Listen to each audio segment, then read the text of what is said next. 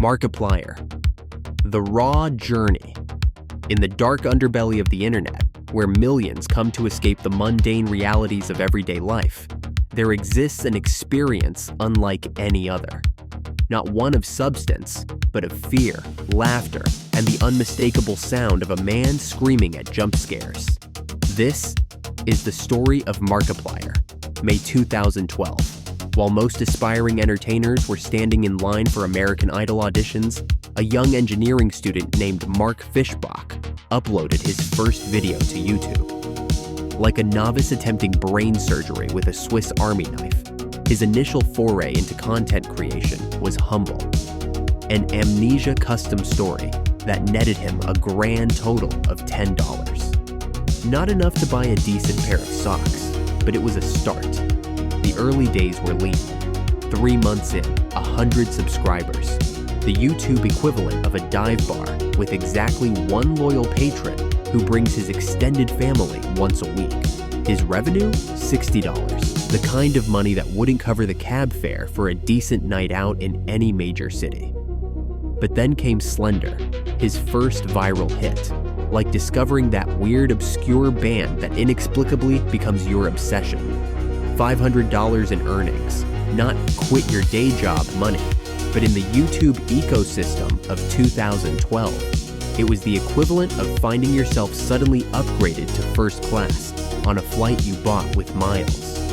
By January 2013, Markiplier had climbed to 1,000 subscribers, a respectable achievement in the digital wasteland, like a street performer who actually draws a crowd. His total revenue at this point?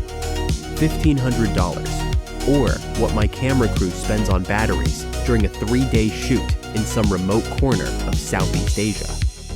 September 2013 marked an important milestone, the first corporate entity to slide into his DMs and say, "We like what you're doing."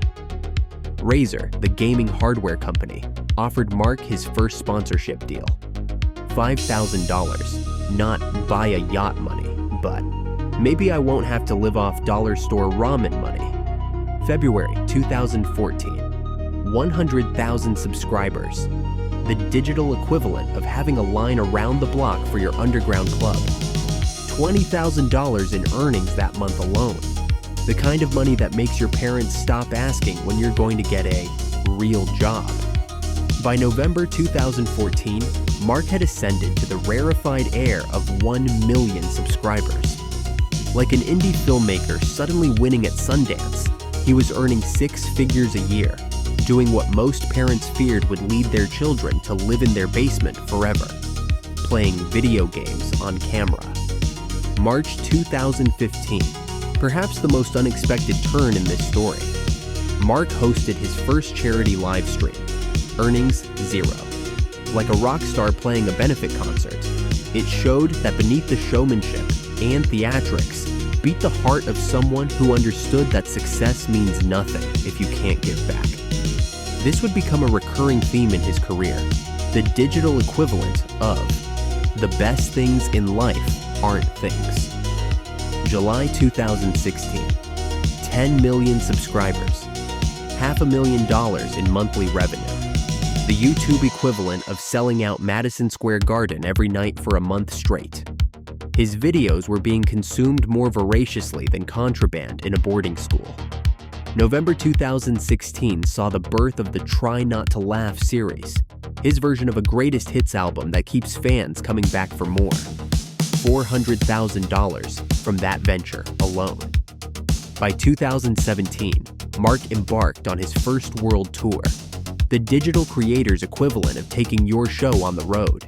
$800,000 in revenue. Fans lined up not for autographs, but for a glimpse of the man whose voice had accompanied them through their darkest, most entertaining moments online. October 2017. Who Killed Markiplier? His narrative masterpiece. This wasn't just content. This was the YouTube equivalent of the Godfather Maurizio Chase of internet series. $1 million in revenue, the kind of money that makes traditional media executives wake up in cold sweats.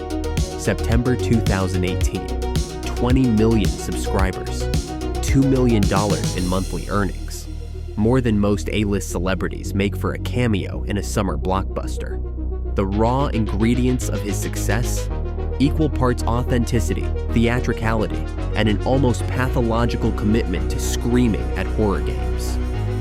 November 2019 brought Unus Annus, Latin for 1 year, a channel designed to die exactly 365 days after its birth. Like a Banksy painting that shreds itself after being sold, it created an urgency that traditional media could never capture. The revenue? Zero on paper, but in cultural capital, immeasurable. October 2019, a Heist with Markiplier, an interactive film that allowed viewers to choose their own path. $1.5 million in revenue. This wasn't just a new format, this was inventing a new way to experience storytelling.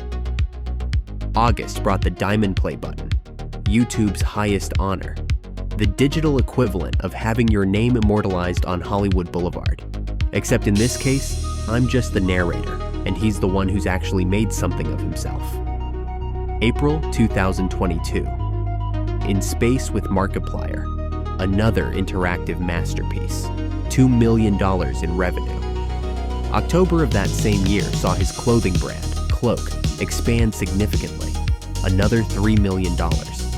Like a musician who realizes that people will pay for merch long after they've downloaded all your songs. 2023 brought diversification, an Iron Lung movie announcement, a podcast that hit #1 on the charts, bringing in $1.5 million, and the launch of his own streaming service for another $2 million. The digital equivalent of a rock star opening a record label, writing a best-selling memoir, and launching a fragrance line all in the same year. February 2024, 40 million subscribers. Current monthly earnings, $3 million. Total revenue, nearly $21 million, 10 awards. The raw, unfiltered success story of a man who turned screaming at video games into an empire that many traditional media companies would kill for. In the end, what Markiplier created wasn't just content, it was community.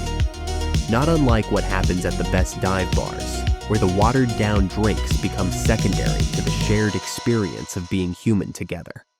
His journey from 0 to 40 million subscribers isn't just about numbers, it's about connection in a world increasingly starved for authenticity. And if you're wondering what any of this has to do with travel or exploring the world, absolutely nothing. But I suspect Mark Fishback understands better than most what I've always known, that shared experiences, whether around a campfire in Vietnam or through the glow of a monitor at 3 a.m., are what make us human.